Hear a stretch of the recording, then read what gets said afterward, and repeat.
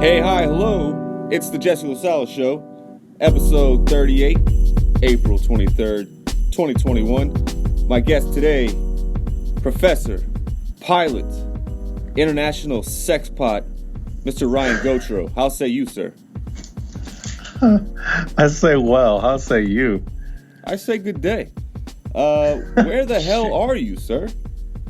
Currently, I'm in the lovely city of Kaohsiung, Taiwan. Damn. God damn. And what time is it over there? It is 12:13 in the a.m. All right. I'll drink. Suntory time. I got to drink with my brother. What's that? We've got a second of lag. I'm sorry. I had to open my beer. It's an Abita strawberry. And all right. I want to get a little drunk with my boy here. I am currently drinking a Haroyi Peach by Suntory. Ooh, delightful. Oh, yeah. Pink can, a beautiful peach on the front. Hey. 40 grams of sugar. Lovely. Cowboy over there. I'm wondering what the hell brought you to Taiwan and how long have you been there? Well, we come here about every December just to hang out and avoid the cold. And we meet my girlfriend's parents, hang out for a month. But this time around, there's this thing, I'm not sure if you're familiar, coronavirus. I'm not sure if I'm saying it right. But anyway, this it's like a sickness. Well, it didn't happen here because I think the government cares about the people or something weird like that, right? So the government response was legitimate, and so there's no coronavirus here. And so we decided, why would we go back to what seems to be a psychotic, polarized hellscape when we can just stay in this lovely place? Because my job was online and still is, work from home, as is hers. So what's the point, Genius. Yeah, it's a shit show over here, bro. You don't want any part of this. I was living in Atlanta previously. I was seeing bits and pieces of the show of shit. Yeah. Well, fuck, man. I mean, mazel tov to you on that, because I would do anything to be anywhere but this country. How do you think we're mishandling it, in your own words? How is the United States mishandling the virus? Yes. Or how are they not mishandling it? It's a better question. It's a better question.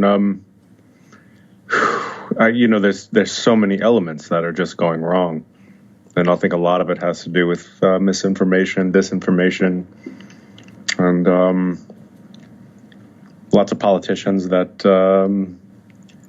do not give a shit. Yeah. They love to sit in their well gated ivory towers and just live their life separate from us plebeians. Yeah. Well, do you think there's like some grand scheme or agenda, like the Great Reset, or some sort of underlying conspiracy with this whole corona? No. Okay, so you're not on the conspiracy train. No, so things like this have sort of happened before, and when we've had relatively normal responses from the medical community, we had leaders that had funding and teams for this sort of thing, and this time around, the leadership failed magnificently. Yeah. Do you have any concerns about getting the vaccine? I mean, obviously you don't need it in your area, but would you be hesitant, let's say, if you were back in Hotlanta? Hotlanta? There's always some hesitancy whenever you're looking at a vaccine that was created in less than a year. Yeah. But no, not really. I think I'm sorry to be such a go with the flow guy, but I would just get the vaccine and be on my way, Right. I want my 5G to be more receptive, There you go. Exactly. Right. Yeah, I don't care either way. I guess I'm just lazy is what it comes down to. I'm just like, I know it's going to make me sick. So I keep like putting it off. We finally got a car now that we've been down in Louisiana. You got to have a car in Louisiana. Fuck. Anywhere, yeah. I mean, New York, not really, but definitely down here. This is no sidewalk for old men.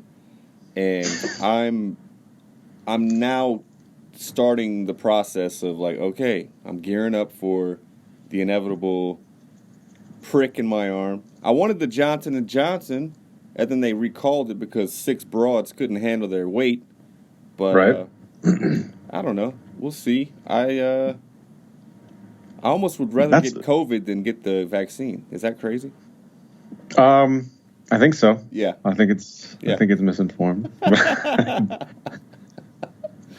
Honestly, I think the Pfizer is where it's at, man. Oh, really? That's the one. Israel rolled out the Pfizer, and they were sitting pretty for the longest time. And it seems to be the least amount of side effects. Just nothing wrong with that Pfizer. If Israel's down with it, there's usually I trust their medical community. Very highly regarded. Yeah. Well, I definitely want to get the stuff that celebrities get. I don't want no like offshoot Moderna bullshit, right? Sure. I thought the celebrities were all getting the Pfizer. Good. All right. Well, then I guess if I have to, I'm going with the PH. There we go. PZE, I believe, is their stock ticker. Sorry. My bad. So what the hell's going on in Taiwan other than just living a life of COVID-free luxury? I mean, how are you staying? Like, I guess you have a female, right? You have a girlfriend, yes? Indeed. Okay, so you can't really sex it up like you would want to, right? You cut out there, but you're probably correct. Because I would see, I mean, like, you were a hit with the ladies back here stateside, but I would imagine... Oh, that's not true. You were confusing me with yourself, sir. No, stop it. Now, as the American abroad, now you're like this rare commodity. I would think that, you would have like a boy band following.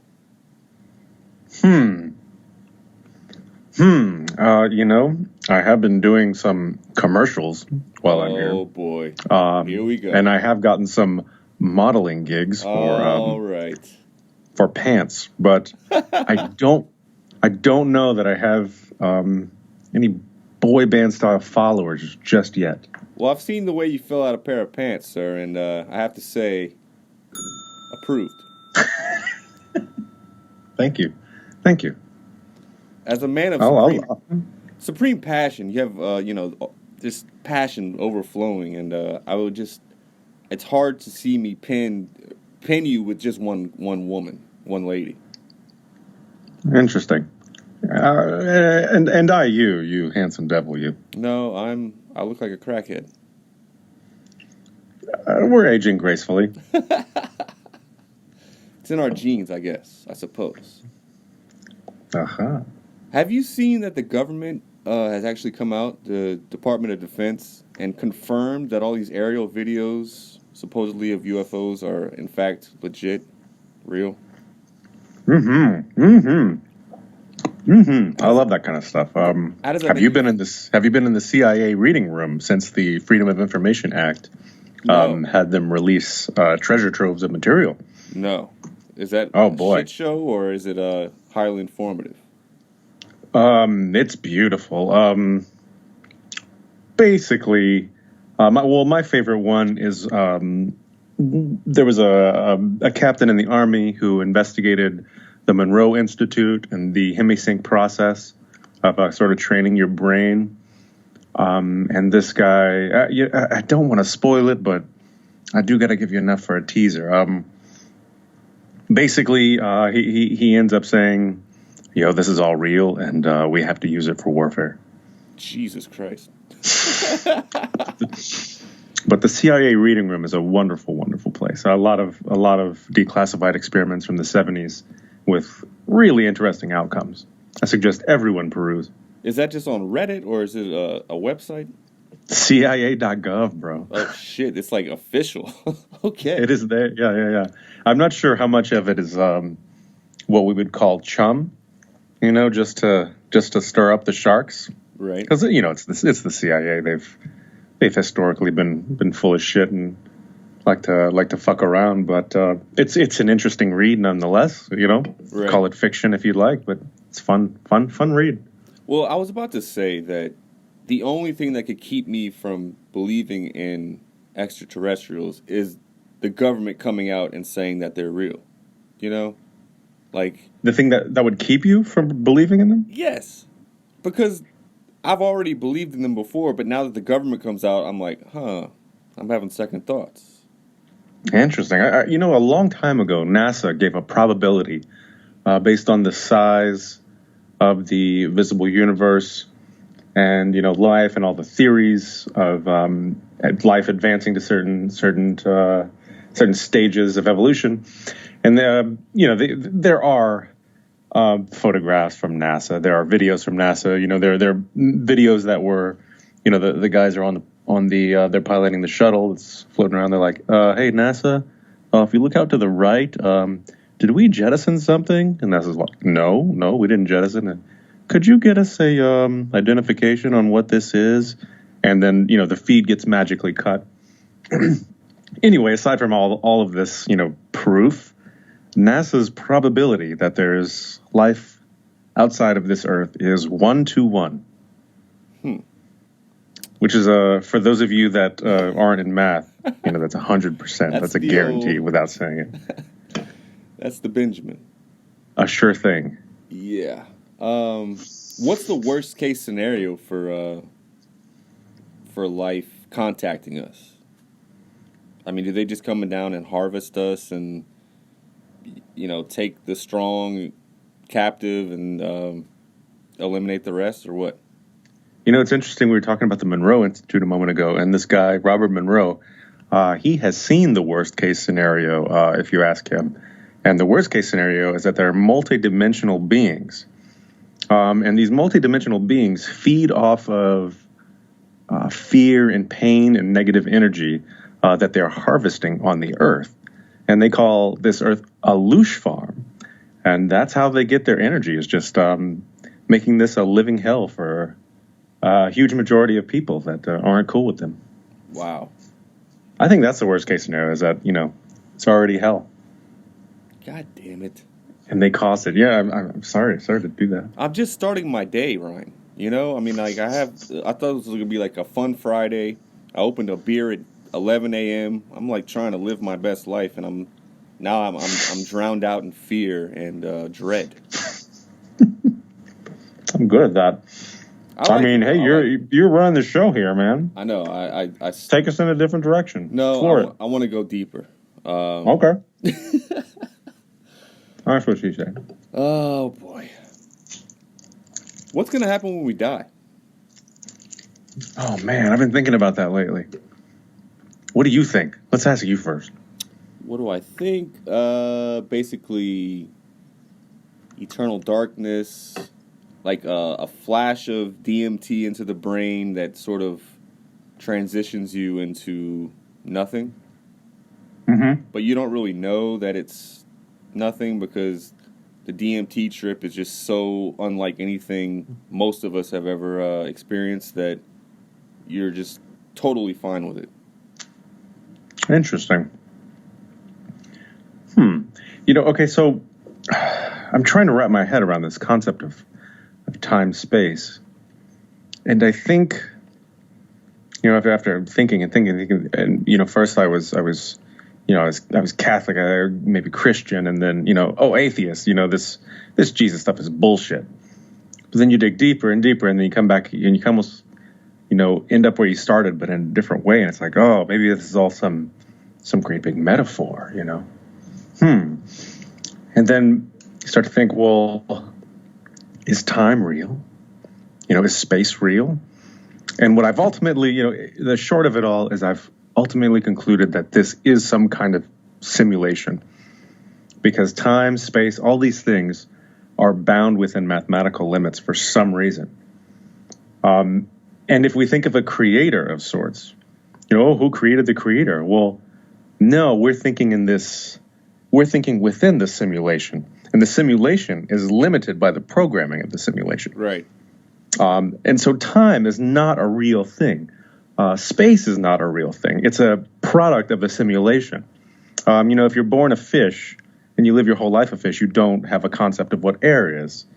And it's sort of like that. Like there's something else. There are levels that we simply cannot grasp. And that's where I'm at today. I'm just digging and shoveling more shit each day. So then, what gives you the the will to go on and the passion that you ooze every day? Where does that come from when you sort of feel like you're being manipulated, I guess, by a system? Could you rephrase that? So if this is a simulation and everything's sort of not preordained or pre-calculated, but I mean, I could go out right now and just stab someone in the neck. Sure. And that would be like totally out of my characteristic, and that may break the simulation because it's like, oh, he was not supposed to do that. But I guess I have trouble grasping what the simulation or how it affects us and how are all of our steps in life already predetermined? No, absolutely not. We're just within a system. Are you familiar with this game, Second Life? Yeah. It's just sort of like that. There are boundaries with what you can do to your character. Well, I know in Second Life you can make it fly, but there are certain hacks you can apply, and there's certain ways you can and can't hack it. You can't fly here. I kind of forgot where I was going with this, but think of it as we're in some kind of system that someone created, and they just like let it play out. And I haven't exactly figured out why, but it has something to do with numbers and fractals and information gathering and maybe holograms of black holes. I'm not sure. We're getting there. Are we just basically pawns in like this epic game of The Sims where we're just carrying out our daily lives, our stupid lives? We take shits, we eat, we fuck, we make too many babies, and we ruin the atmosphere. And then they just like shut down this game and start a new one. I think there have been some missteps. Or if they're not missteps, I don't know if, nothing, I don't know. I simply don't know, We're all just trying to figure it out.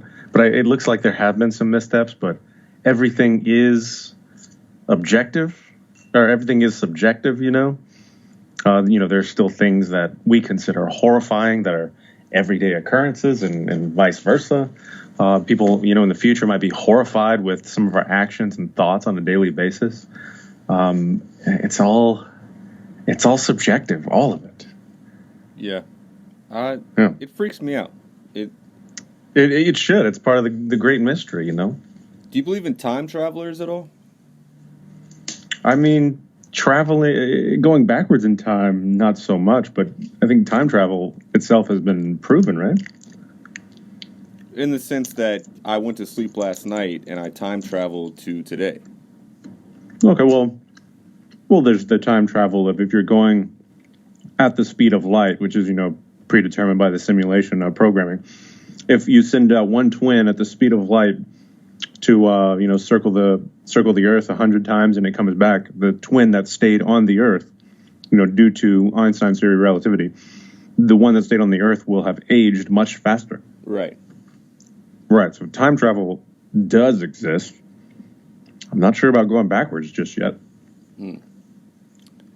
I'm sure on a long enough timeline, 20 million years or so of scientific evolution, maybe we could pull something up.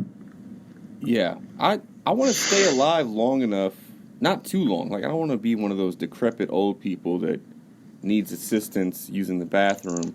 But I do want to stay alive long enough to sort of see where Elon Musk is headed with his whole Neuralink and downloading consciousness into a rabbit, and you get to, like anything that... I love that, yeah. What would you sign up for any of the shit he's spewing out there? Probably in my later years. I don't see why not when it's safer. When it's looking grim. And I have less to lose. Yeah. I still haven't been to Italy. So maybe after that. Oh, okay. You can sign off after you've been to Italy. Yes, sir. I think the video I saw where the monkey's playing Pong with his mind. I mean that blew my shit. I was like, all right, well, here we go. And then now they're forming embryos with human and monkey cells. Oh, lovely. And what could go wrong with that, right? And I think they made a movie about it. Yeah, a couple. There were sequels. Didn't turn out well for us.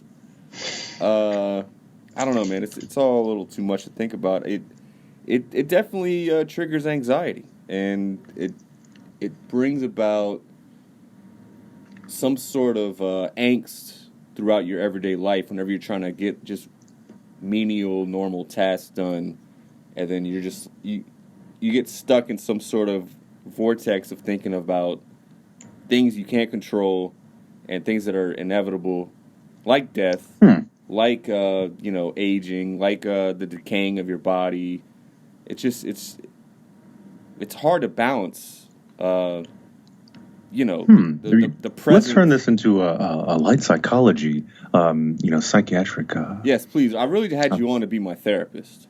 Absolutely. I suspected that from the beginning, so I'm going to go into my therapist voice now. Jesse, don't worry about things like that. The fragility of life, it's all inevitable. Worrying only makes it worse. You must, as Bruce Lee would say, be like water. Let everything just flow through you. Have no worries about today, tomorrow. Only live in the now. Appreciate everything you have. You should never complain. You should never worry. Just appreciate the beauty of life. But Dr. Gautreaux, I have nightmares. Sir. I have nightmares about dying. We all have nightmares, Jesse. And when you wake up, those nightmares are over. Those nightmares are just preparing you for the inevitable. We're going to worry, but let it flow through you, just like water. All right, now it sounds like you're trying to seduce me. Boy, I haven't started. Oh, shit. You're going to know. I'm going to be in you like a warm kitten. So, wait. You are a pilot now? When did this happen? Well, who said I was a pilot? I've only flown. I have maybe 30 hours under my belt. How many do you need to be a registered aviator? No idea. Hundreds at least. Oh, come on, man. Step it up. I need you to fly me around the world. I don't know if you know this, but shit's expensive. Yeah, I would imagine. They don't just let any jack-off up there. Oh, they do, as long as the jack-off has jack-off style money. Right. You gotta have Bitcoin money. I don't know, man.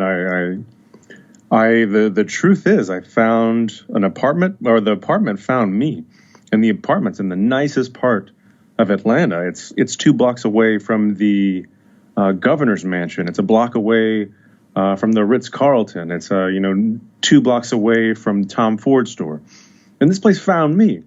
And then the what do you call the guys? The landlord is randomly like one day, hey, you want to fly around in the back of this jet? Just around Atlanta? I'm like, I don't know what you're talking about, but yes. And so I did it. And then a few weeks later, he's like, hey, we're going over here. I'm going to borrow my friend's plane. You want to come? And I'm like, sure. Why not? And a few weeks later, he's like, hey, I'm going down to Florida. I need a co-pilot. You want to come? I'm like, sure. What the fuck? I don't know, man. I have a string of good luck, I guess. Well, your passion oozes. I mean, it's apparent to everyone you meet, apparently. Man, flying's fucking exciting. Yeah. I love it. Like, no scares so far? Like, no, yeah. shit, we're going down. I paid a few $100s. There's a place down by Lafayette where you can get your first lesson for about $100. And man, it's an hour of like pure adrenaline. You're going to crash 4 hours later harder than you've ever crashed in your life. Jesus. Yeah, it's amazing. But would you want to like do it professionally, like fly for American Airlines or something? I would. I think I would if I hadn't already. If I somehow failed at my other endeavors, that would be a beautiful fallback plan. I would love to do that. I hear they lead very interesting, lively lives. Sexual lives. That's what I was trying to say without saying it. Thanks, LaSala. I have to spell it out for my listeners. You realize I have a very dense listening population. And all two of them? Yeah, I was about to say 8, but thanks a lot. Who is listening to this, by the way? Mostly my family. Okay.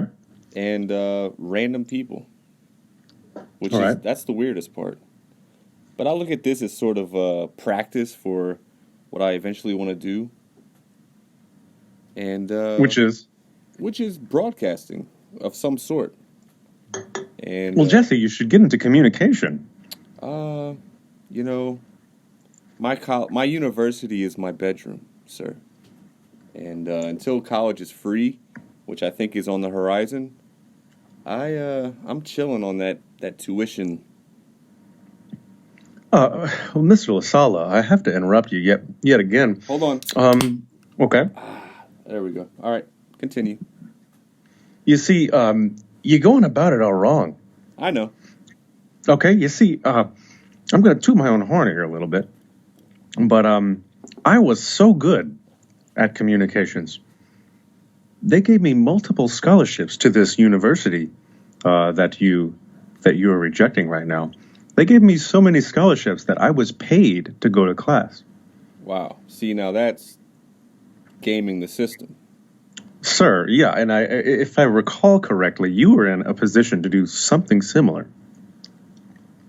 I was, until I turned 26, and then that well kind of dried up. Oh, damn. Well, as far as I know, KRVS is almost always rotating through people. And they do appreciate experience.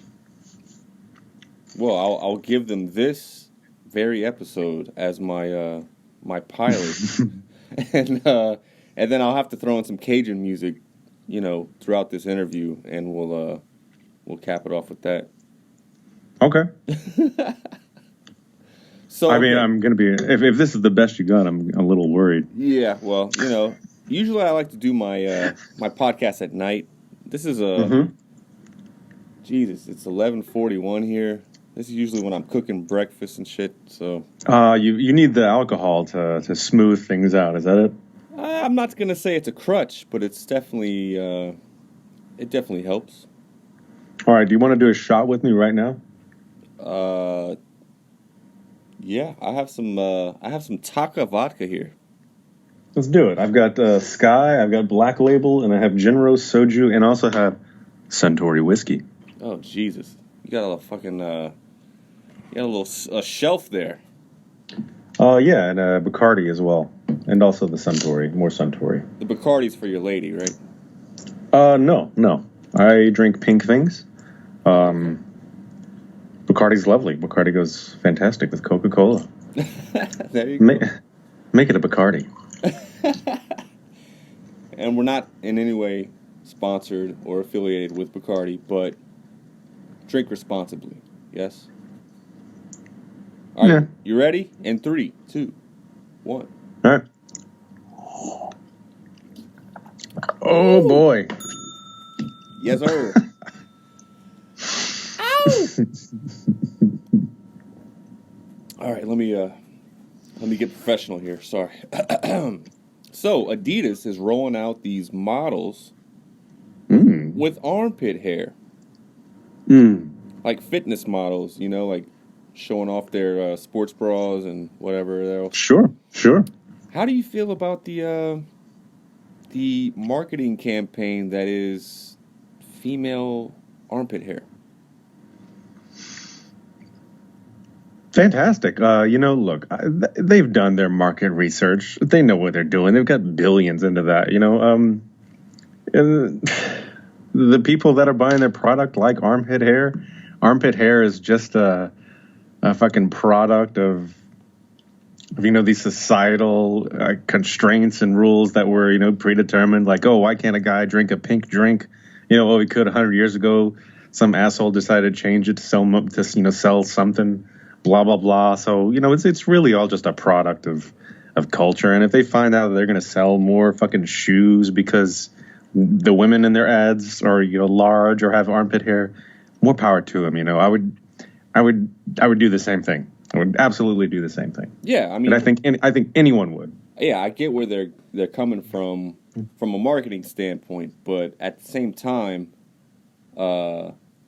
it's a little disingenuous. Let's talk about what would have happened if you had hundreds of thousands of listeners and I said, ew, fuck no. We would cancel you, Ryan Gautreaux. My thing is, okay, so why should I be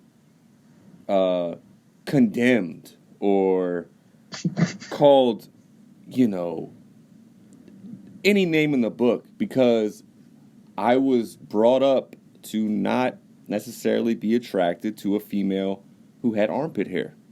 And I love what you're describing. Because am I a misogynist? That's the irony of the whole situation.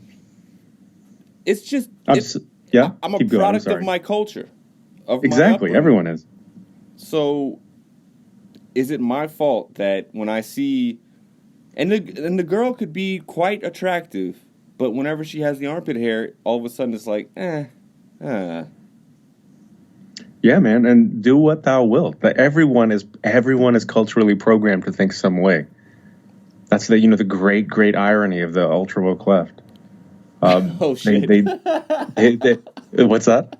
No, I'm laughing at the ultra woke left. I mean, that's basically what Adidas has done, right? Is like leaning in to that woke movement. I guess, I'm not familiar with it. It might be some niche campaign that's only going to be released in, certain cities where, in California, to USC or Berkeley or whatever, right. Whatever college. They've done their homework. Like, I know they know what they're doing. Or maybe, we're talking about it right now. And just like, Donald Trump, this motherfucker didn't spend nearly as much as Hillary on the campaign, but people talk about the motherfucker, and that's worth its weight in gold. Right.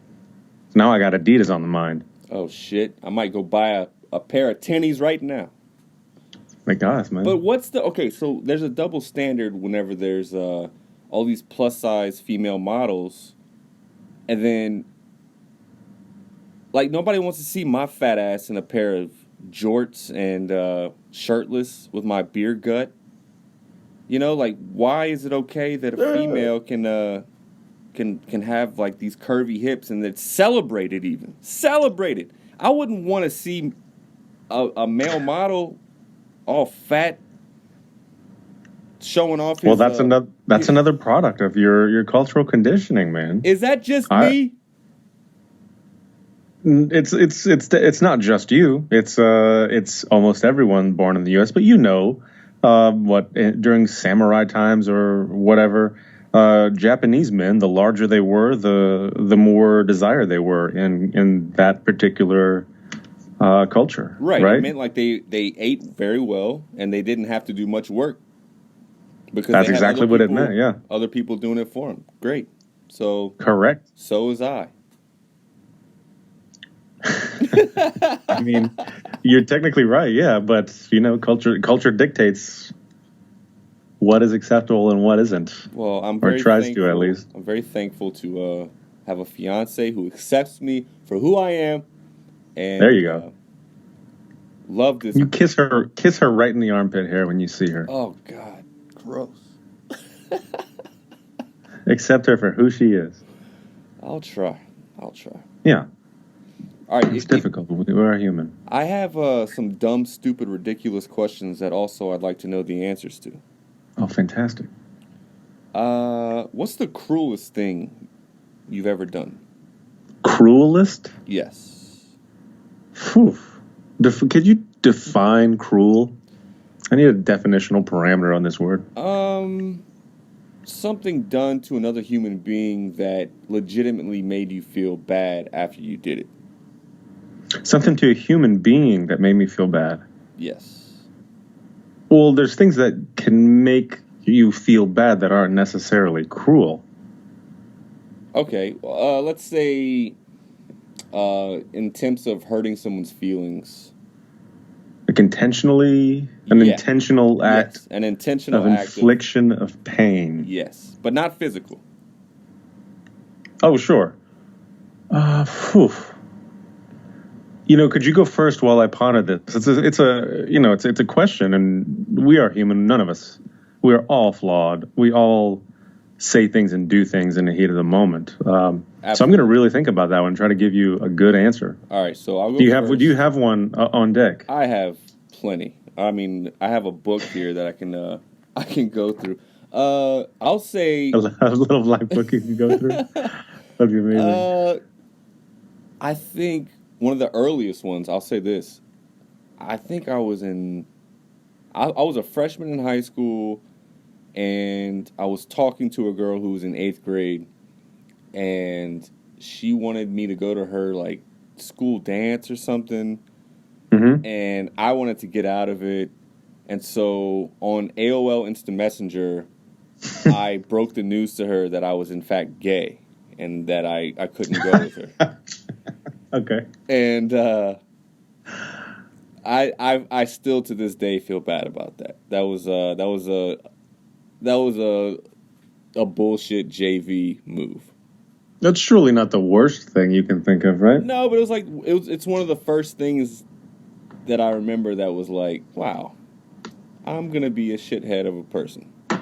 Okay, so is this earliest memory of cruelty or worst cruelty? Yeah, we can go with that, and then I'll try to one up you. How about that? Okay, interesting. I mean, I want to follow up on the story you just told me, but I also need to think a little bit more. Shit. Well, the funny thing about it is that same girl turned out to be a really good friend, and she dated one of my best friends for like 5 or 6 years. And it was always like a running joke, like, oh, I always knew you were gay. Remember you told me all those years back, blah, blah, blah. So it kind of came back to haunt me, but, it was a good time. As all things do, by the way. Yeah. All negative things will always come back to haunt you in some way. Yeah. Yeah, it's one of the lines of programming in the system I was speaking on earlier. Yes. Okay. Yeah, it's a very strange line. I haven't been able to crack that code, but one of my favorites. Acts of cruelty.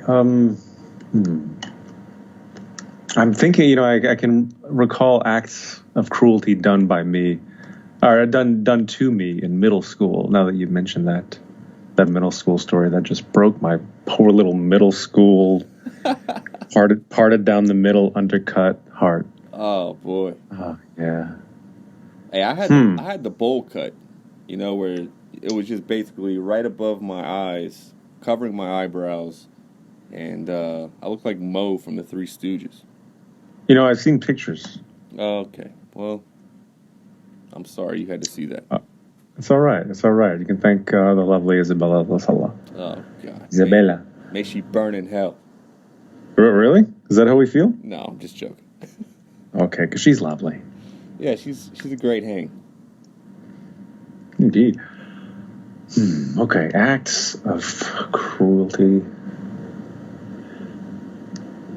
I without mentioning an exact situation, I can often be very vengeful whenever I know I've been intentionally and cruelly wronged, I will often respond with just a bit more cruelty to make a point. Ah, yes, I like this. You know what I mean? Yes. Yeah, that's part of who I am, and I wrestle with that.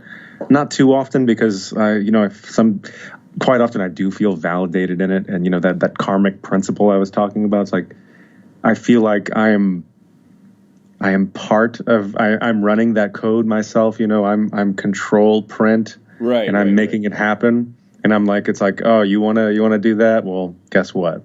It happens. Everything. The knife cuts both ways, sir. Yeah, and you take control of the situation, which is, you make it your own. Yeah, and it is putting more negativity out in the world, and that's a bad thing. But it's just sometimes so sweet when someone intentionally wrongs you and you get them back real good. Yeah. Oh, I hate that. I love it. I know. Is something wrong with me? No, we're wired that way because I think everyone kind of leans on that side a little bit. All right. Like if someone cuts you off in traffic and then like a mile later you see their car on fire on the side of the road, you're like, yeah, fuck you, guy. If they cut you off intentionally to be mean for no reason. Right, I have to have that caveat. Yeah, they're not like rushing to the hospital because their wife is in labor. It's because they sped past you in their shitty car and flicked you off, cut you off. A good one is like, I'm driving a Prius and they see a Prius and they think, fuck this liberal, I'm gonna wreck his car, kind of thing. That's the kind of They thing. have the double Confederate flags flying from the back of their F-150. Right. When it's intentional, when it's intentional, ill-intentioned, and naive and ignorant. That's when it's a problem, I think. Oh yeah. Yes, sir. Yes, sir. Vengeance. Right. I'll move on to another question. I'll let you think about that. If you come up with it later, fine. But have you ever been fired or quit in like a righteous manner? You cut out. I heard. Have ever been fired or quit in a righteous manner? Oh boy. Oh, have I ever? So we did the math the other day a few years ago, and I have had 42 jobs in Lafayette, Louisiana. Shit. All waiting tables. Dude, you're giving me a run for my money. Except I worked in the back of the kitchen. Yeah, we spoke about this once. I don't know if you recall. One of the most beautiful ones, I think. I have to set the situation. I have to set the scene correctly. So it's Osaka Sushi. And this isn't slander, defamation, because everything I'm about to tell you is completely true. And that's the kicker right there. If it's true, you can blast anyone you want. Oh, I like if it's not, they'll sue the dick off of you. I don't even think they're in business anymore. I feel conflicted because the gentleman that owns the gentleman that half owns the place is the most wonderful guy, and the female is just the worst, micromanaging, law-breaking piece of shit. And if you want a specific instance of law that she breaks, she makes if you break a plate, she makes you pay for it, which is strictly against the rules. Wow. I have other examples if this ever comes up in court. What a cunt! Oh, total cunt. Yeah, her daughters are too. Sorry to bring them into this. Let's see. It was a Friday night. The Friday nights are always totally packed. Popping. Yeah, I think we were understaffed. We were on a wait. I think. Oh, okay. There's actually two really good stories just from this place alone. We're understaffed. Friday night, the owner, goes out of town to Houston, puts her daughter in charge.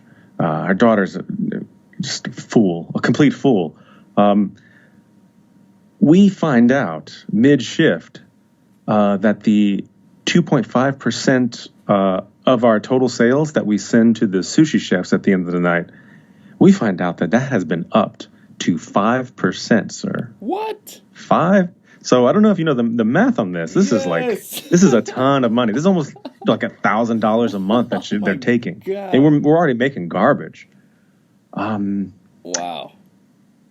And for this particular story, what I did is I said, this is unfair. I punched a hole in the drywall like any angry white guy would, and left. You turned into a Kyle. An Andy Bernard, a Kyle, call it what you will. Another time, I forget the exact situation, but again, Friday night, super slammed. Whenever I leave, like the whole place fell apart because, I'm not saying I'm amazing, but it was really important, for whenever you only have 3 people on in the front of the house, taking away 33 and a third really, really does a number. Oh, yeah. You were the other time, I forget exactly how they were screwing me over, but they were really, really giving it to me again on a Friday night. And after being, I think, quadruple sat, and something really rude said to me or something like that, I went ahead, I put my arm around the owner and I said, "Hey, I'm going to have to go ahead and quit again. I'll see you later." And that was that. I walked out.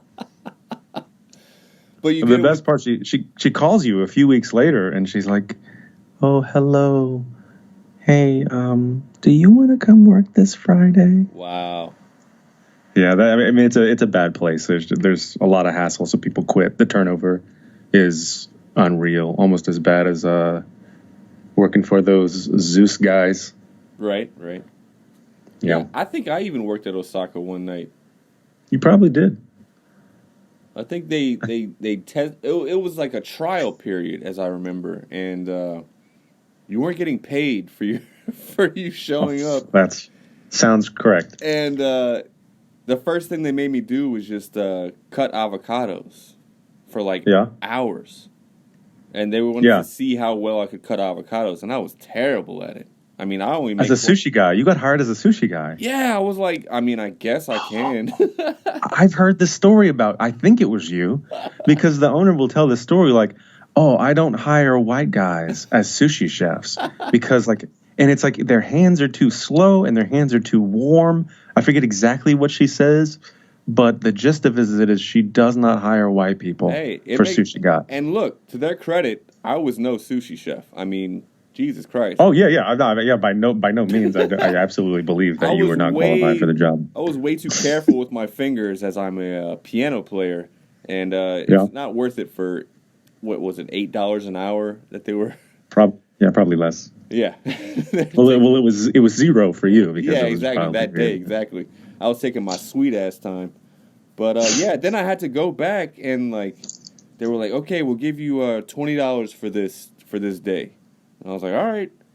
And then they never called me back. And then I was like, I kept calling them like, "Hey, can I come get my money?" And then I had to do this embarrassing thing where I'm just standing at the bar, and the bartender's like, "Do you want to order a drink?" I'm like, "No, I'm just waiting for my money. Can you go get the owner or whatever?" And they're like, "Okay." And she comes and she sees me, and she just walks away, and I have to wait another 30 minutes. So it's basically I got paid 75 cents for every minute that I was there. It was ridiculous. Now, did they pay you in cash? Yes, absolutely. Oh, that's wonderful. Yeah. So now we got that's actually tax evasion on record now. Wow. Let's take them. It's small, but it is what it is. Yeah, see, we talk about justified vindictive thoughts and behaviors, and this is going on right now. Yeah, let's just set the place on fire. No, absolutely not. No, let's not do that. Okay, sorry. Look, man, the guy that's married to her is a wonderful, wonderful guy, and I truly mean that. He just caught up with the wrong girl? Yeah. I mean, without giving too much of their backstory, I think she went fishing and she caught him, and he's on a hook. Yeah, didn't release. All right. He's not getting released, sir. Speaking of that realm, what's the dumbest thing you've ever done only to not get laid?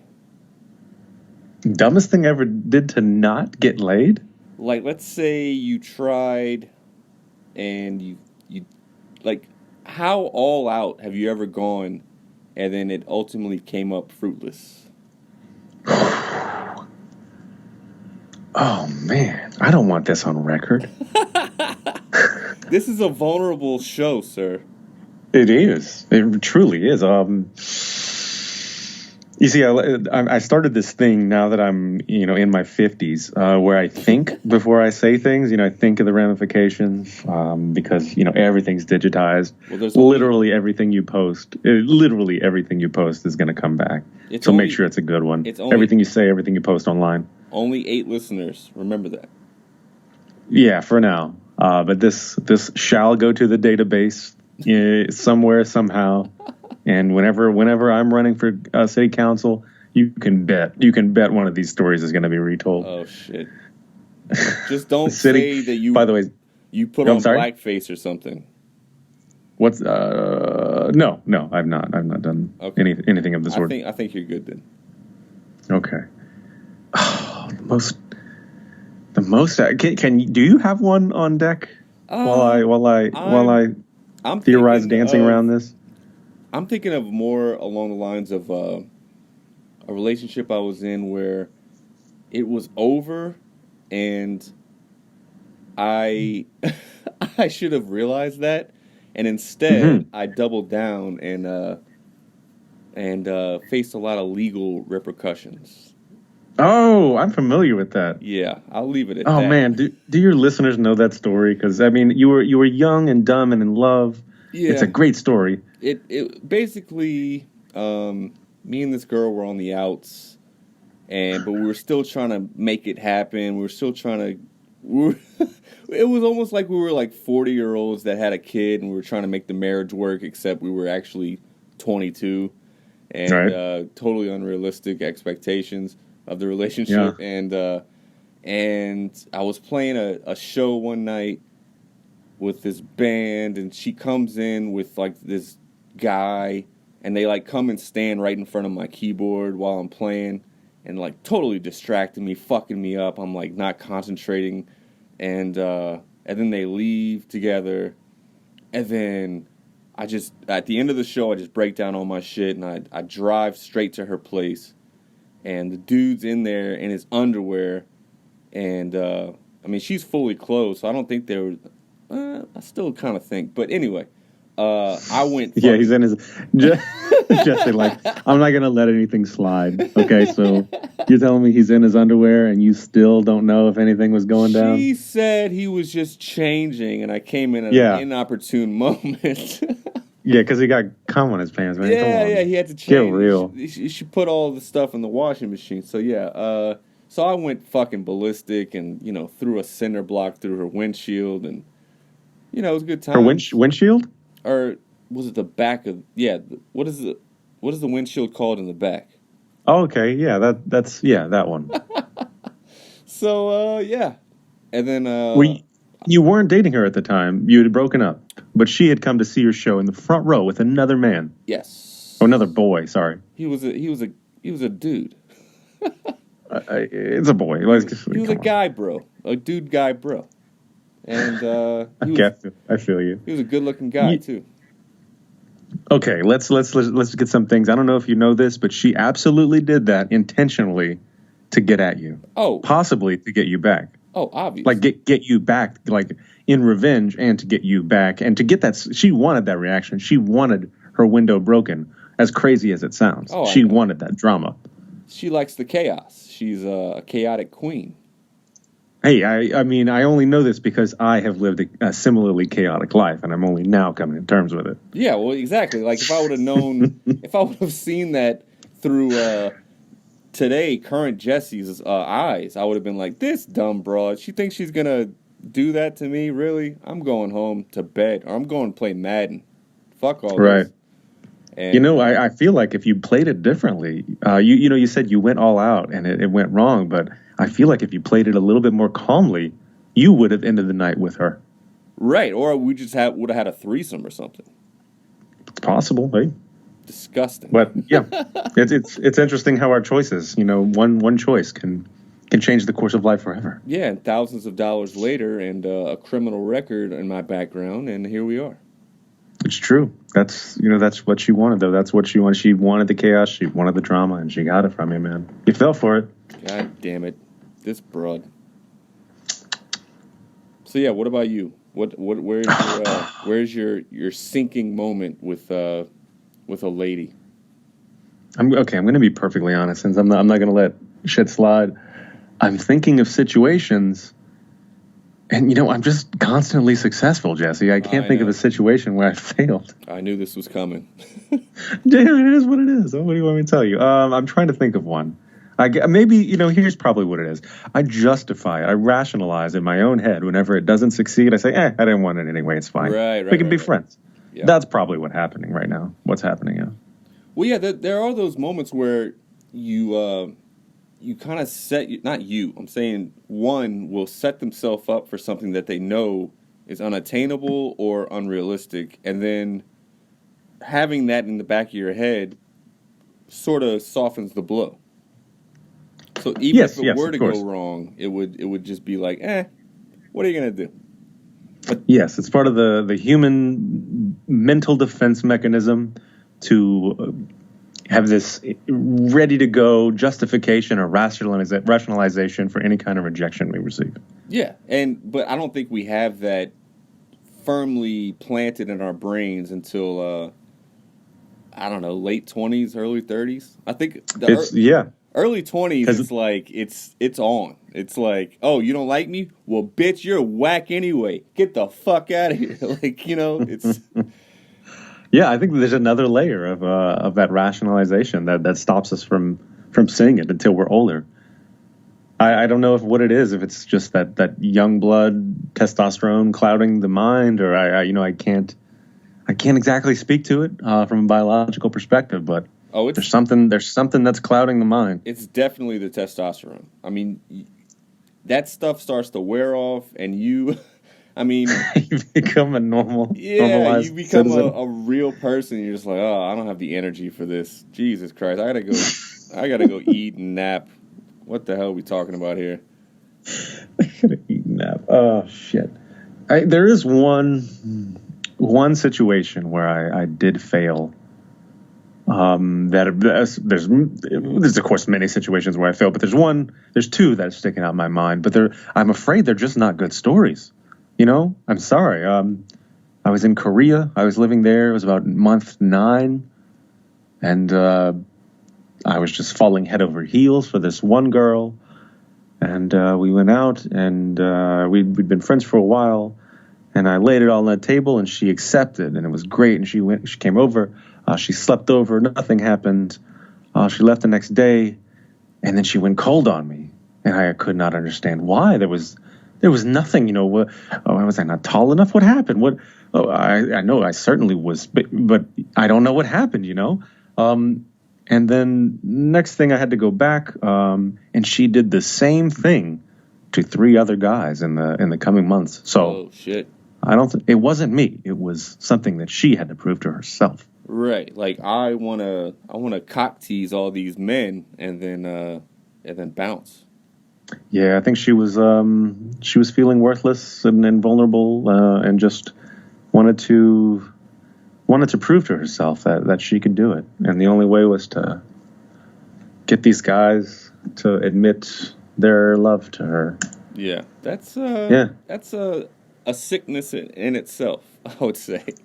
It is. It's one of the lighter ones, It's the light beer of sickness. It's certainly no tequila. Certainly no grain alcohol. Right. But it's a light beer of sickness. Possibly some poppy problems, some daddy issues. Let's see. We could break this one down. So she wanted guys to profess their love, and then she would bounce and leave them wanting more. Afraid of intimacy. Well, no, she would show intimacy on the night where you showed the love and the vulnerability. Damn, Scotch got me, dog. Sorry. Would you like to do another shot, sir? It's 1-1-1. All right, one more. Let's go. All right, no, and you better fucking do it. Like I have a feeling you're not doing this. And bro, I got my Gatorade bottle here with Taka to the brim. Let's do it. Okay. Yeah, I'm getting close to this cardio condenser mic, so you can hear this go down my throat. And 3, 2, 1. Title of your sex tape. Already. Are you gonna ding a bell or hit a lightning or? Oh, fuck. Go. Oh, okay, go. Make it a Suntory. Yeah, I can't drive now. Yeah, that's fine. Walk. Ooh. So yeah, it's probably okay. So dad didn't give her enough attention, so she wants validation somehow. But then whenever the feelings get too, here's why I disagree with the dad. It's because there wasn't a huge age difference. If it was something particular to the dad, there would be a much older man in the mix. You know, like okay. You know what I mean? Yeah. Yeah, it's really specific to females to want that older male attention if it's an issue with the father not giving them the attention. Interesting. So I don't know. I was gonna break it down, and now I think I'm a little too drunk to. All right, let's finish up with these last couple questions. I want to know if she's listening, Stella. Fuck you. Oh, you heard that, bitch? Yeah, okay. He said, That's all. That's all. You. Sorry. Stella. If you could have an unlimited skill, like for instance mine, I have unfulfilled basketball dreams where I'm in the NBA. I'm aware. I would love like that if I could give everything away just to be in the NBA and be like a serviceable player, not even like a LeBron James, just like a 15 and 10 guy a night. I would be that would be it. Jesse LaSala, maybe I've been brought here to give you hope. And not just some bullshit off the wall, flowery background meme, one-liner bullshit hope. I want to give you real hope, okay? There's a writer, and I forget his name, but he has the 10,000 hour method. Are you familiar? Yes. I've been doing this with comedy, and it's I'm on my 3,000th hour. Jesse, if you devote 10,000 solid hours of training in basketball, I swear to God, you will be playing. I swear to God, you could come over to Taiwan and start playing professional basketball here. I fucking guarantee it. At age 41. What is that? How long it would take? I don't know. I guess I would have to start right now. Listen, I played basketball with you. I played basketball with Tunde. I know your height. I know your current abilities. If you put 10,000 solid hours, logical, rational hours, not, half of them drinking, right. Half of them sitting around, like full on fucking practice hours, you could play here. I've seen the players here. I've seen their quality. And I'm wondering if I should start practicing. Shit. It's not that great. But I'm telling you, you could be a professional basketball player if you do that. 10,000 hours. It's up to you, man. Self-efficacy. You got this. I guess so. I guess it's in my hands. It's true. If you really want it, it's yours. You just got to do it. I know. You are God. You can grant your own prayers, man. You just have to act on them. Yeah, I'm just being lazy. I have too many toxins in my body, and it's slowing me down, bro. Be that as it may, you've got to do the work if you want your dreams to come true, man.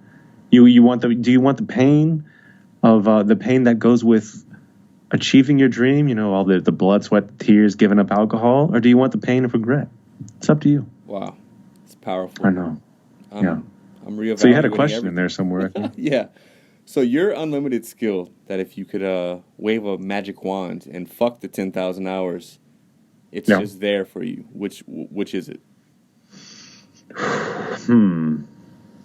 So I'm really into something called the facial action coding system, invented by Dr. Paul Ekman at the University of Southern California. Sorry.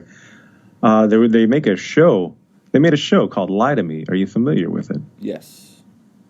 Right on. And in this show, he can essentially read minds. But he can't really read minds. What he does is this logical appraisal of, the human experience, the human existence. What happens to a human when you embarrass them? They turn red. They have this set protocol in their programming. They're going to do the same things. Anywhere you go in the world, if you make someone embarrassed, they're going to turn red. If you make someone angry, they're going to furrow their brow. Even if they try hard to keep their face, completely still, there's going to be a reaction.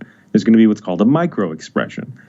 Now, the facial action coding system takes these micro expressions, kind of combines them into a coding schema. And based on the reaction, you can essentially tell what the person's thinking, right?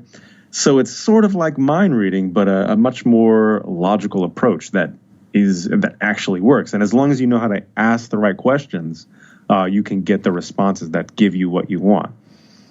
And I'm not great at it. I did it for one of my other jobs at the psychology center. I interviewed, murderers and rapists every other day, including the Mickey Shunick guy. And so I had to be kind of especially tuned for what we call malingering, or people trying to fake their way out of it, So if I had, I would want that because it's the closest, most logical thing you could actually have. It's just like reading minds, but it's not.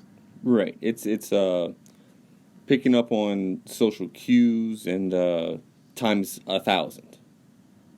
Yeah, it's paying infinitely close attention to the muscles of the face and the movements of the body, but mostly the muscles of the face in a stimulus response fashion. Well, damn, yeah, you could get a job in law enforcement where they put you in a small room and keep you there for 4 hours and ask if you want a Coke, and then they come in and they sit super close to you, uncomfortably close to you, and ask you these hard-hitting questions and read your body language and you're right. Yeah, it's what the CIA, the FBI uses for interrogation of suspected spies. Yeah. Damn. All right. Well, fuck my basketball. That's another level, sir. I like that. It's just a hobby. I don't know. But then, okay. So then, what are the drawbacks of that? If let's say you're too good at it, and then you start driving yourself crazy, and it's like, hey, baby, what do you want to eat tonight? She's like, I don't know, whatever you want. And you like read her face, and you're like, oh my god, she wants Thai, or she wants. But you know that if you say hamburger, this is a winning situation. You'll have to choose another situation. Or I think what you meant to say is like, where were you last night, maybe, or something along those lines. Yes. And she says, at my sister's. Right. Who were you and texting? you notice the intonation is a little bit higher than it should be. Yeah. Or something along those lines. Or she twitches and looks away whenever she delivers. Yeah. How was that sex for you, honey? It was great. I felt something there. I don't know. Yeah, I guess. I've attempted to put this system into action, and in the situations we've described that could be negative situations, you kind of don't. You just turn it off. You know what I mean? Yeah. It's really exhausting to try to pay such close attention to people's facial fucking movements and their micro expressions. Like, you just have to be constantly on, and it's absolutely exhausting. Yeah, I wouldn't want to do that in the sanctity of my own bedroom. That's for sure. That's where we differ. I think, I don't know. Truth will set you free. I like to know anything and everything I can. All right, last question. Okay. What is your closest call with death? Jesus fuck! I had one 2 weeks ago. Man, so many. Jesus Christ, so many. I mean, yeah, I'm thinking about all the ones where it's like, I should not be alive right now. Gee. Oh yeah, yeah, absolutely. Fuck? I mean, 2 weeks ago we were in Taiwan. There's a lot of motorbikes. Shitload of motorbikes everywhere, and we rented one. It was super fast. It's the Tesla of mopeds, and we're fucking flying down the road, and I merge into a lane, and this sort of big white Discovery Range Rover looking thing is also merging, and I slam into it, and I like at the last moment I decide to push it, like I could move it or something, and that I guess kept me and my girl from sliding under it and getting run over by a fucking car. Jesus. And that was the most recent. Yeah. How about you? I can't. Heroin OD. Yeah, I was about to say, just the daily tax that I put on my body from alcohol. But I'm thinking,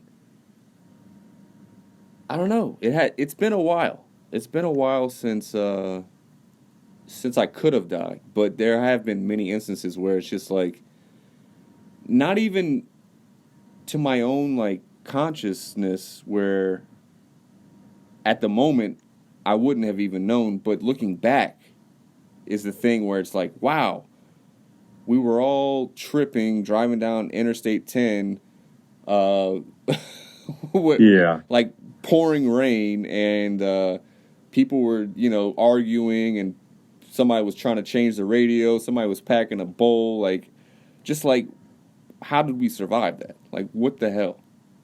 Yeah, I've been on Johnson Street in a 2002 Toyota Supra, which are very beautiful, double twin turbo Toyota Supra. We've been sideways in the rain on Johnson Street going 60, 70, 80. Jesus. Somehow came through that. Yeah. Oh God. I jumped out of an airplane and hit the ground real hard a couple years ago. Could have broke my back and spine and neck. What, the parachute didn't come out? What's that? The parachute didn't? It did, but we went with this just shows you how brilliant we were. We went with the cheaper skydiving place in Alabama, which by the way, whenever they were giving you the sort of training, the training video was on this super old, 3 foot deep TV that made the really high pitched noise, and the power cord was hanging. Let me try to describe this. The power cord was hanging off the front, connected to a power socket that was also dangling. So the connection was like dangling, if you know what I mean. I'm like, holy shit! If this is the way they treat physics and electricity for the TV, we might be in for some trouble. Yeah. And the landing was not smooth. It hurt for a little while. Fuck, man. That's definitely one of the things not on my bucket list is jumping out of a plane. I know my fiance definitely wants to do it, and I'm like, babe, I'll be on the ground rooting you on. Like, I'm not doing that shit. Sorry. Any more questions? This is kind of fun. I feel like someone's interested in the things I have to say. It's lovely. Yeah, well, it's one of my many qualities is feigning interest in my okay, guests. I like it. Yeah, that's good. It's a great quality to have. Like, I will ask you this: when are you coming back to the States? Fuck that place. I don't know actually. I have exams, comprehensive exams coming up. I'm not yet a doctor fully. I hope to be by the end of the year. First, I've got to take these exams, but hopefully COVID will just be ravaging the U.S. and everything will stay online, and I won't have to go back. Yeah, that is a possibility. Actually, I'm keeping my fingers crossed. For it or against it? I'm getting a little confused. For it. I want more stimulus checks, and I want more unemployment. Let's keep this train going. Yeah, the shootings went way through the roof, or I guess probably back to normal, I guess you'd say. Or just more reported and the same. Okay. I don't know. Anyway, I would like to take this time to really just tell all the listeners what a true piece of shit the United States is. That we are number one thing that we've been saying since we were young is the most bogus fucking line we've ever been fed in our entire lives, man. Like, in so many ways and on so many levels, the United States is the fucking biggest piece of trash. Trashy country. In history, it's so baffling. Yeah. It's baffling how garbage it is. Yeah, the world is laughing at us still. Absolutely. Yeah, it did take Donald Trump did a lot of stupid things, but a lot of good bads came out of it, and one of them is that people realize we're just a nation of fucking idiots, and some of our policies are just to benefit corporations, and it's a fucking ridiculous place with stupid shit and stupid people going on 24/7. I fully agree, and I can't wait to get the fuck out of here. If it was up to me, I'd be in New Zealand right now. Lovely. But yeah, I'm thinking Spain. I might want to try the Philippines or even Italy. Yeah, that's on your bucket list. Yes, Bologna, Italy. Sounds fucking great, man. Well, thank you so much for being on the show, Mr. Ryan Gautreaux. Where can people find your Instagram posts or Facebook? Do you want people to search for you? Yes. Why not? You can find me on GitHub if you want to see some of the crazy programs I've been writing. The most recent one is a AI rapper. He will write his own songs based on recurrent neural networks. He will rap his own songs, and he sings like Kendrick Lamar. Oh, shit. And that's GitHub at RYGO33. That's RYGO33. If you know GitHub, you know how to get there. RYGO33. On Instagram, that's Mercutio_Biscotti. You know, biscotti like the Italian coffee food, and Mercutio like the Romeo and Juliet character who gives great advice. My favorite character by far. Played by Mr. Really? Harold Perrineau. Okay. You know, you didn't even ask me anything about what goes on in Taiwan. I know. There's such strange things I'd love to talk about, like the toilet paper comes in square tissue packets. Oh shit! Well, I use ass wipes, so I'm not even familiar with toilet paper and its industry anymore. You would. I feel like I already knew that. I like a wet wipe, like a baby's ass. You would. I'll have you on next time, and hopefully, let's actually set up something where it's a couples podcast. My lady, your lady, and we shoot the shit. Interesting. It'll be on That's a novel concept. She might blow your mind. On the Bless the Biddies forum podcast. Okay. I'm unfamiliar. Would you like to plug that real quick? Well, if you like this podcast, possibly you should listen to Bless the Biddies with me and my lovely fiance, Maddie. And she brings the feminine touch to the podcasting world. Oh, very well put. What was one of your favorite episodes? I would say the most recent. And why is that? Because we just got a car, and we're very excited, and we feel like adults, somewhat. Okay. Do you need to play us out? Because I have more questions. That maybe this has run too long, but I want to ask you questions now. I mean, we can go overtime. Let me just grab a beer. Okay, go for it. I'll pour another shot.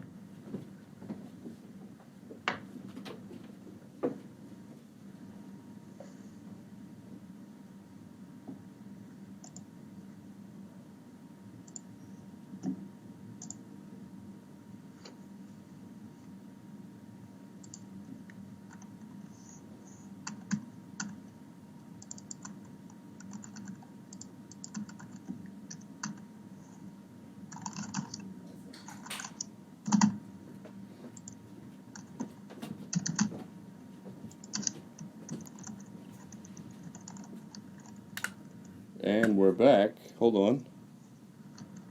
Hello. Hi. Hey, how are you? How's my sound? You sound fantastic. Hello? I'd love to plug Audio-Technica 2020 USB cardio condenser microphone. Shit, I need to get me one of those. Oh, they're lovely. I purchased mine online for the price of $159 USD, but currently they are on sale for the low price of $59.99. Jesus Christ, that's a steal. Yes, they plug directly into the computer. Absolutely dynamic. I love it. I love it 100%. Fuck. Send me that link, sir. All right. So you enjoyed your most recent podcast, Mr. LaSala. Why is that? What about that last podcast did you love so dear?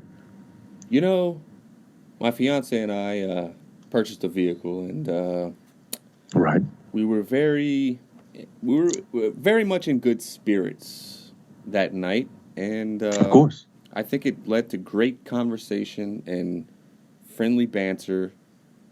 And is that what we're calling it now? Yes, we were giddy, I would say. Good banter. Now, what kind of car was this? This is a 2014 Hyundai Tucson.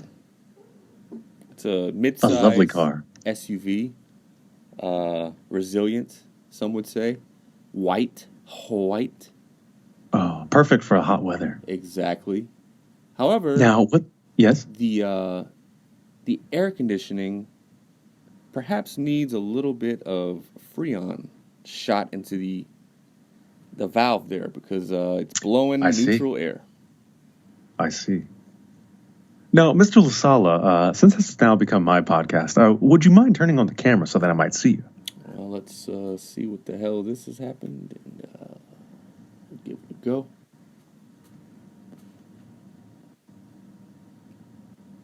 How do I find you? One moment. I'm almost there. I've got to figure out how to turn my background off. Change camera to easy cam. That's not the right background at all. There it is. You see this alcohol behind me? I don't. I just see your smug face with your arms. Oh, there you go. All right. Damn, that's a fucking smug face. That's a podcast mic. Sir, I've been eating an entire pizza and just drinking like a madman. Well, it's 1 a.m. over there, right? Make it a Suntory. That's a beautiful can too. It is. That's what I try to tell you. The most gorgeous peach. Top selling alcohol. Let's see. One sec. Give me 1 second. This. Why the fuck? This dude got me over here day drinking. You're welcome. Yeah, exactly. It's a breath of fresh air. I mean, what did you have to do today, really? Absolutely nothing. Yeah? I'm going to hang out. It's a great start. My buddy Kelly? Corville. Yes. We're going to hang Well familiar. We're going to hang out at his new place in Grand Gautreaux tonight. Ah, lovely. I've been following their bus on the Instagram. Yeah. And it is a lovely bus. Have you had the pleasure of sleeping, perhaps viewing the bus? Not sleeping. I did walk inside to grab a beer one time, and I had to stand, like this, a little head cocked because it's a low ceiling. I'm a little tall. You're a tall gentleman, I recall. I would get a bigger roof if I were them, so that any time that I came, it would suit me better. Heard that. Now, I notice you have a lot of Green Bay Packers and Indiana Pacers. That is correct. Memorabilia. Would you care to speak on this? Where did your love of the Green Bay Packers first come from? I was 9 years old, and I saw a game between the Packers and the Detroit Lions in which Brett Favre had a magnificent game through a game-sealing touchdown pass to Sterling Sharp, and I became an instant fan. I love their uniforms. Sometimes at 9 years old, that's all it takes. And yes. It's stuck with me ever since. And then the Pacers, when I realized how similar their name was to the Packers, a mere one letter away, I began watching their games. And the color. Yes, similar color scheme, and I fell in love with Reggie Miller, who I still love to this day. Brett Favre, I can't say the same. I have a similar story for the Oakland Athletics. Shit. I was about 9 years old. My brother, a fan of Mark McGuire and Jose Canseco, and that was enough to make me a fan of Mark McGuire and Mr. Canseco. Yeah, man, and that was pre-steroids, I think, for Mr. McGuire. I don't know if there was a time that was pre-steroids for Mr. Canseco. Maybe it was consistent? Okay. I believe, I think it was an ongoing thing. Well, 2 years later, I turned on the television, and there was the Toronto Blue Jays. Ooh. And at third base was a gentleman named Kelly Gruber. I don't know if you're familiar. It's not even a great player. But, I saw Kelly Gruber make a catch at third base. And at that moment, I said, I'm going to choose him as my favorite player. Wow. And the Toronto Blue Jays is my favorite team. And that's how the young mind works. Exactly. That's really true and insight. The Blue Jays have a very boss logo. Like that little. It's gotten.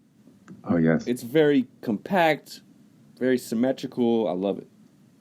It was gorgeous in the '90s. I think they've edited it just a bit. Yeah, that's too bad. Do you have any other? What are some of the favorite questions you've asked some of your previous podcast participants, or your favorite responses? Even. Okay, well. Outrageous is what I'm going for. I'm wondering if this is going to be a little too sexual for you. That's what I'm going for. You see, I'm not saying it, so it's okay. Right. So now everything that I said is pale in comparison, and it works out in my favor. By the way, I have a podcast as well. I don't know if I plugged this yet. World Complexity Science Academy Journal, issue 1, with Dr. Farouk Pierogi out of Kennesaw State. We discuss Trump, Nigeria, and authoritarian populism. Available on Spotify and the internet. What the fuck? All right, I'm sorry. Yeah, you got to research your guests, man. I didn't know you had a podcast. Why don't you? Bro, you got to Google me. Why don't you post something on Facebook about this? I hate Facebook. Facebook is a garbage place. Oh, I agree. Wholeheartedly. For poison. Yeah, it's a poison place for garbage. I posted on there just for the sanctity of letting people know that I'm still doing something, I'm still alive. Because I don't really like posting posts anymore. I'd rather just people hear my thoughts and what I have to say rather than just some bullshit one-liner that, sure, high school people, just random people. Here's the bottom line about Facebook. I'm only actually friends with like 10 or 12 people in real life. And then so can I be one of those friends? You are definitely one of those friends. What I'm saying is most of my friends, which is like over 1,000, they were added when I was doing shows and playing music, So I would get friend requests from people I didn't really know. And so I just have like a bunch of either I went to high school with them, I had a class with them in college, or they saw me from a show that I did. So I don't really even know any of these people. And it's like either my family or a random list of just people that if I saw in the supermarket, I'd be like, let's keep going. I don't want to stop and chat, Of course. Like if I saw you in the supermarket, I'd be like, Ryan, what the fuck? Hey, I'd kiss you on the cheek. It'd be nice. But, most of the people is just like, So I don't get too offended whenever I post something and like nobody says anything or responds to it. It's just like, yeah, this is about what I expect from Facebook. And I'll tell you what, I should interrupt because I think this is important. I have been doing some programming, and one of my favorite things to do is automate social media in so many ways. And I think you could benefit from this.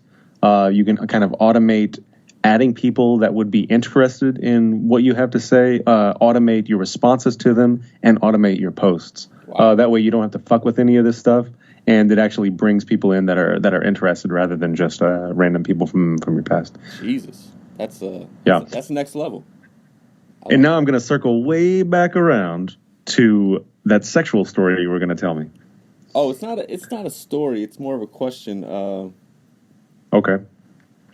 Would you rather blow your dad or fuck your mom?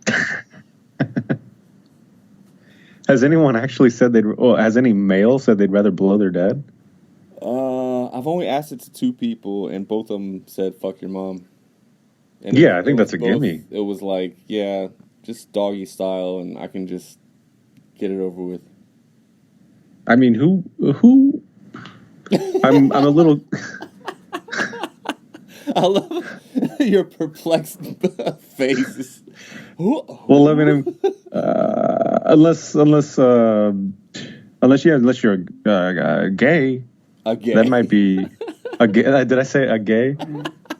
I meant to say if you're gay. Yeah, but even then, I think most gay guys don't like their dads for some reason. Hot take. I don't know. Hot. But maybe it would be like, you don't deserve my blowjob, Dad. You know, that kind of thing. Okay. Sick burn. Insight, yeah. And then they'd be like, Mom, this means nothing to me.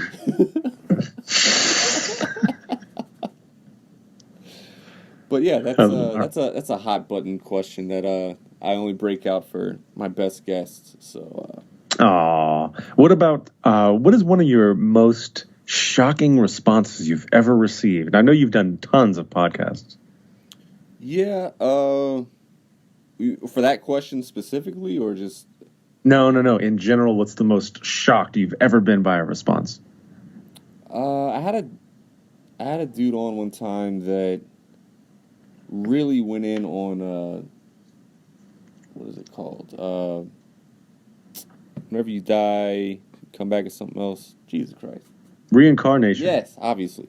So he was convinced that he was something else in a past life, and that don't worry about, like, because I was all on the death kick, like, oh my God, I'm freaking out about death. And he was like, dude, I've already been like 4 different things. Like, it's not a worry. Like, you know, you just, it's a cycle, man. You're just here to like pick up specks of knowledge, and then you just move on and you just become something else. And that was, I had a hard time. Well, I mean, usually I save that question for the end of episodes, but that was one where I was like, all right, man, well, cool. Thanks for being on the show. Like, I just didn't know how to like respond to it. I was just like, all right. I'm going to go out on a limb, and I would bet any amount of money that the answer to this question is yes. And my question is, has this person ever taken LSD? That is a strong possibility, so I would say yes. I'm going to guarantee it. I'm going to guarantee, right? That's acid thinking right there. Yeah. Well, it's almost like DMT thinking. Like, I know people that have done DMT, and they're like, you know, I've seen the other side, man. Like, I've met all the little gremlins, and they're all friendly, and everything's cool. Like, so I want to believe them. I want to believe anything that's going to be better than a sterile darkness of floating through time continuum. But at the same time, I don't. I need some evidence. Jesse, let me give you this something to chew over. Have you ever considered how absolutely bizarre it is that anything exists at all?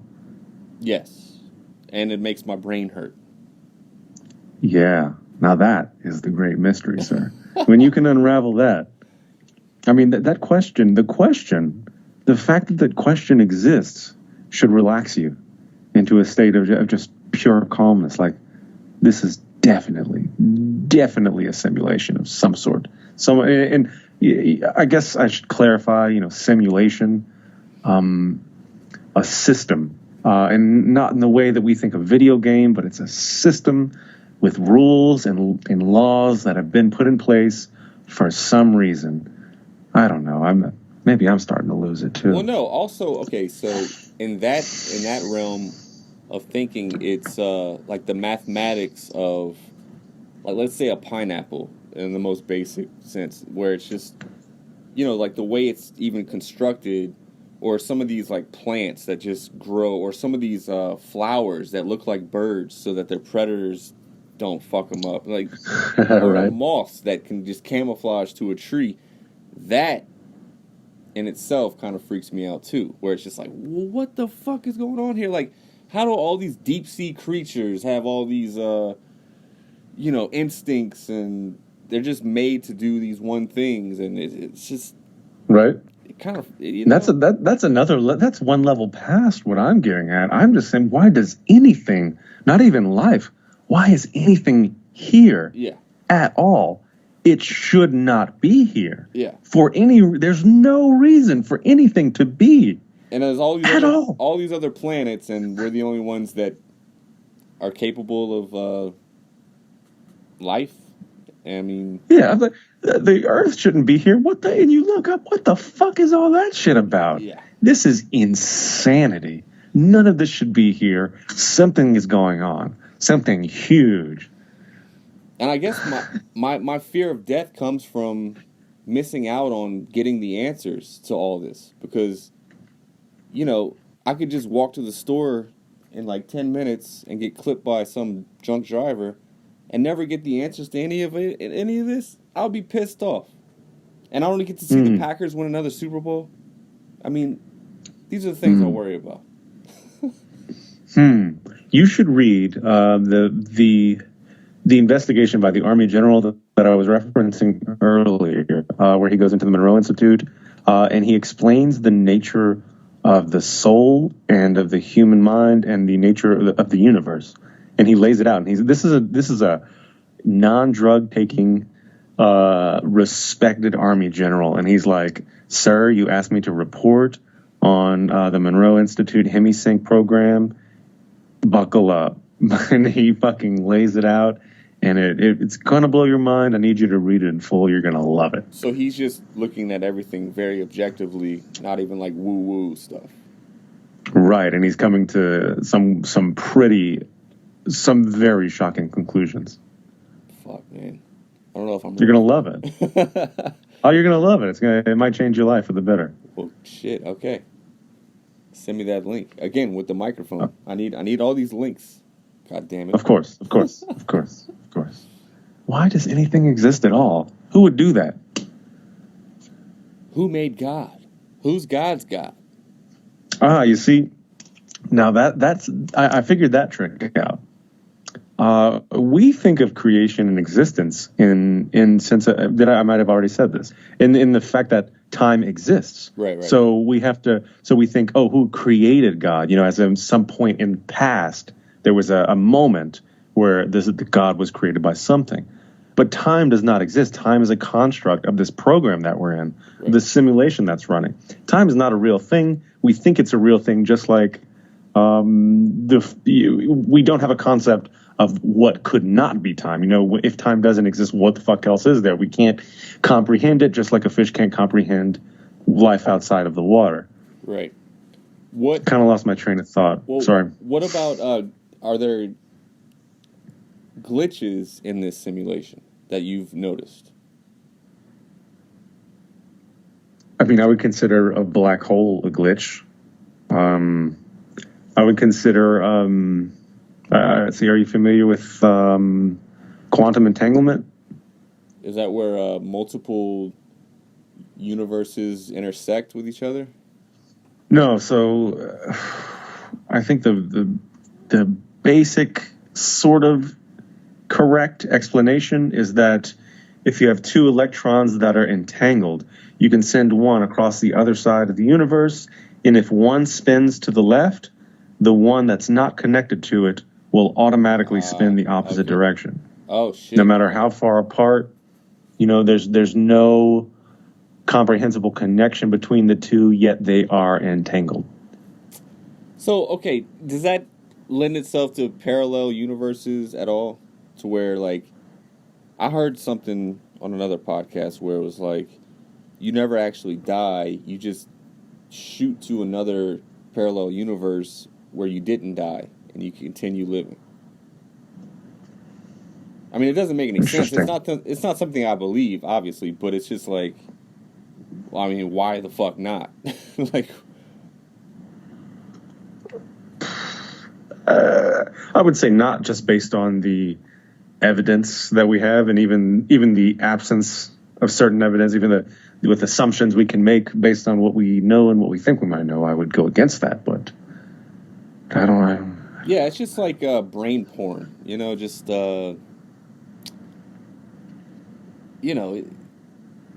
obviously it's not real. It's not something that I would create a religion over, like some morons out there. But where do you stand on religion and religious people where they would go to such great lengths to not only believe it themselves, but also try to make other people believe it, therefore validating their belief? Which I think you're talking about Baptist stuff like that, like religious people? I mean, even Catholicism, any of them, they're all fucking retarded people. I fully agree. I don't want to use that word because I'll get canceled.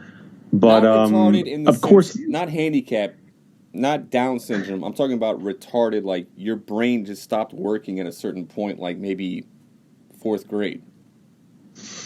I will say that there is a major lack of critical thinking in those circles that I have personally witnessed. I do know they want to bring other people in. I mean, they fully believe what they're saying. They fully believe Jesus was magic Jewish person, likes wine.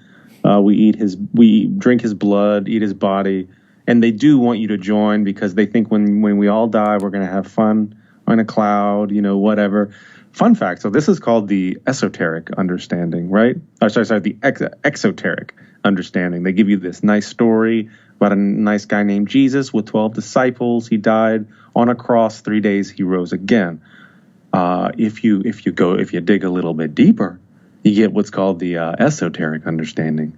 Some of the high priests they might tell you about it, might not. Jesus was a metaphor. His 12 disciples were actually the 12 signs of the zodiac.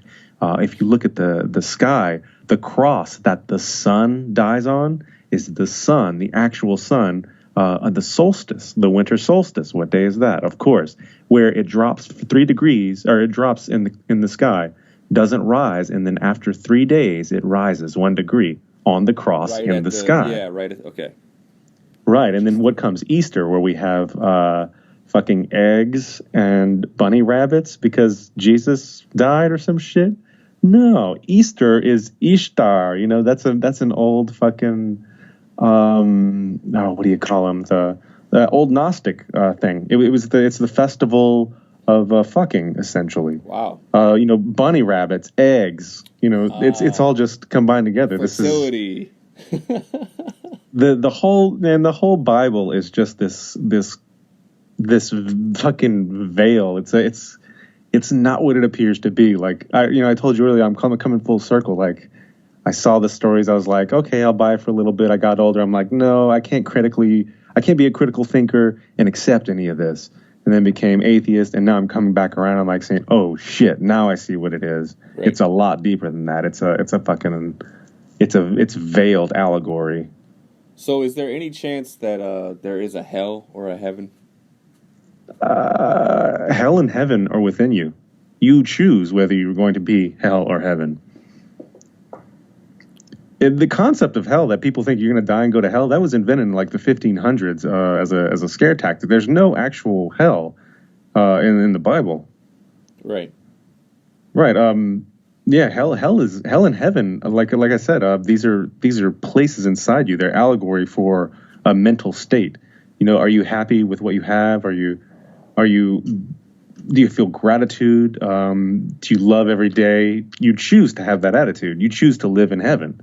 Or you choose to fucking complain all day. You choose to fucking be objectified. You want an OnlyFans. Do whatever you want. Do whatever you want. You're going to live in an objective hell. Like, you're creating hell. You literally create whatever you want. It's all up to you. Every goddamn part of it. Cheers. That's too much responsibility. I don't have that. I need some. Maybe I should join a religion. I need some construct that I need to live by, because all I have is the Green Bay Packers and Indiana Pacers and the love of my life and my cats.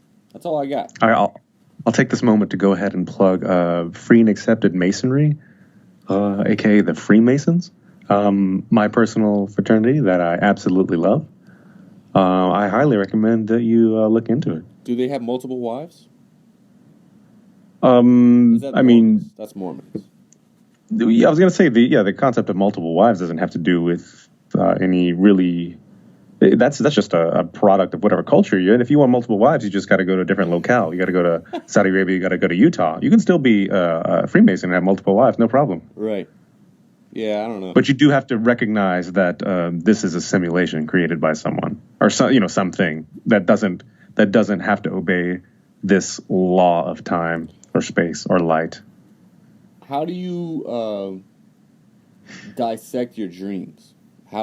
Where does that fit into the simulation? Where are these just programmed in us and from dreams? The get-go? Yeah, dreams. Just and Can you elaborate on that? How do I dissect my dream?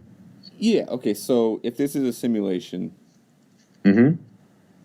is it just a program within our brain that is taking little splotches and tidbits here and there, and then creating scenarios in our brain to keep us entertained while we sleep? Like, what is the purpose of dreams, and do they actually serve any purpose?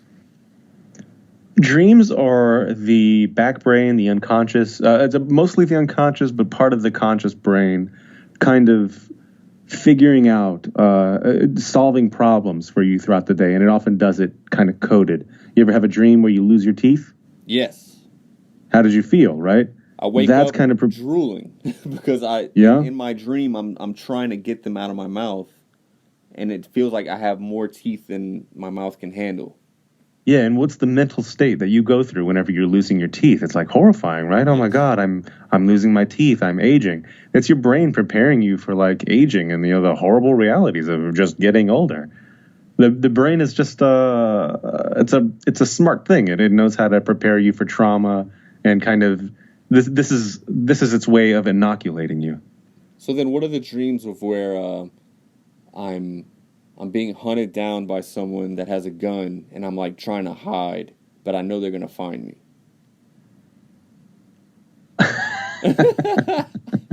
That's your own subconscious guilt coming out. Somebody's telling you me. that you will be found out for all those terrible, terrible things you did, LaSala. Damn it, my 20s. That's fucked up. It's okay. Man. We're all flawed. Cancel culture is a joke. Yeah, well, I didn't want to have to go into that, but we don't. Okay, all right. We'll keep that for the next time. I do have to go to a programming class that starts in 1 minute. Well, then fucking do your shit. I'm going to release this as a part 2 because it's almost been 2 hours. And I want people to listen to both of them, so... Oh, we can do the whole thing again if you want to condense the best parts. Yeah, no, we have to start all the way over, so... This is too much. This is fun. I've never done this. I only get it. Check out my podcast on Authoritarian Populism. It's very entertaining, if you ask me. Unauthoritarian Populism. Authoritarian populism. So the populism of Trump, like Trump is really, really big in Nigeria because they think he's this super Christian. But they don't see all his ridiculous policies and the stupid shit he says. They just don't get it.